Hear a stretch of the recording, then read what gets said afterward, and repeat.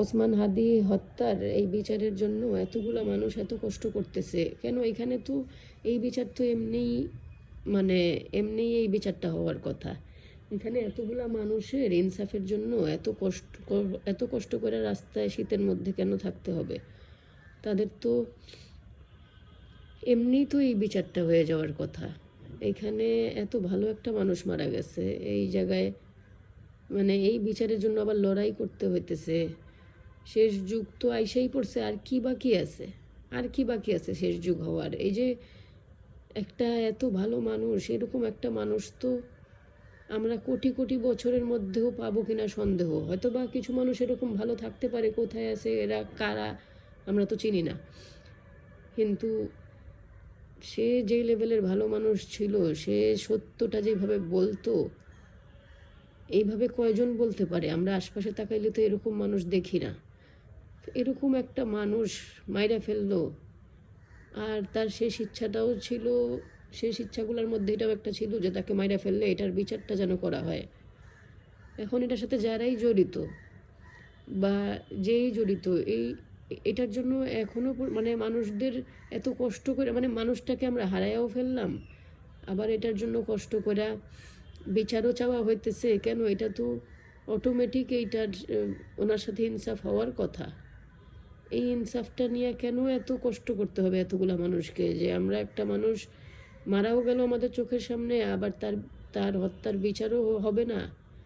মানে এটা তো শেষ যুগ, মানে মাজলুমদের উপরেই অত্যাচার, মাজলুমদের উপরেই অত্যাচার, আর অন্যায়কারীদেরই কনফিডেন্স, অন্যায়কারীরাই অন্যায় করে বেড়াবে সাহসের সাথে, তাদেরকে ধরা হবে না, তাদের বিচার হবে না, তাদের কিচ্ছু হবে না।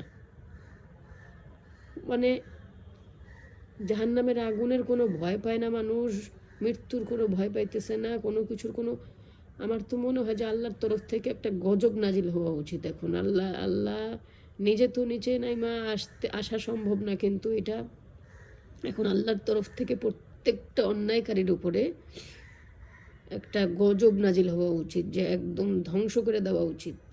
এই ধ্বংসের মধ্যে যদি আমরাও ধ্বংস হয়ে যাই, আমরা রাজি আছি, আমরা ধ্বংস হয়ে যাই, কারণ এরকম জঘন্য দুনিয়াতে আমরা, যেখানে একটা নিরীহ, একটা সাহসী, প্রত্যেকের জন্য নিজের লাইফ স্যাক্রিফাইস করার মতন একটা মানুষ, এরকম নিঃস্বার্থ একটা মানুষ নিজের ফ্যামিলির পর্যন্ত পরোয়া করলো না, সে মারা গেল।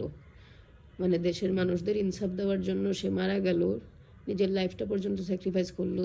তার এইখানে কি চলতেছে, কিসের পলিটিক্স চলতেছে, কেন হইতেছে?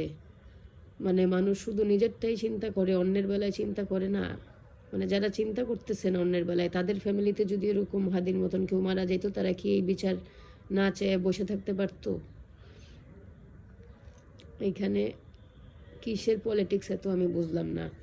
কেন এই হত্যার বিচারের জন্য মানুষের ভিক্ষার মতো চাইতে হবে যে বিচার হোক, বিচার হোক, বিচার হোক? বিচারটা হবে না কেন? এই বিচার তো আমি জানি না, এই বিচার যদি নাও হয়, আল্লাহর তরফ থেকে এটার বিচার হবে। মানে হয়তোবা কিছু মানুষদের কাছে এটার বিচার দাবি করতেছে, তো মানুষদের থেকেও সবচেয়ে বড় শক্তি তো আল্লাহর তরফ থেকে এটার বিচার হবে, কারণ অনেক ভালো একটা মানুষ আমরা হারায় ফেলছি।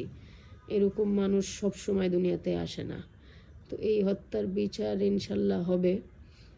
যদি হাজারটা মানুষ এই যে শীতের মধ্যে রাস্তায় নেমে যে কষ্টটা করতেছে এই বিচারটা পাওয়ার জন্য, তো এই বিচারটা যদি আসলে তারা পৃথিবীর মানুষের কাছে না পায়, এই বিচারটা হবে, এটা আল্লাহর তরফ থেকে হবে। যারা যারা এটার সাথে জড়িত, তারা জাহান্নামের আগুনে পুড়ে মরবে, হয়তো বা পরকালে তাদের বিচার, কিংবা দুনিয়ার থেকেই তাদের এমন রোগ দিয়ে তাদেরকে, কিংবা এমন কষ্ট দিয়ে তাদেরকে আল্লাহ দুনিয়ার থেকে নেবে। বিচার এটার হবেই ইনশাল্লাহ।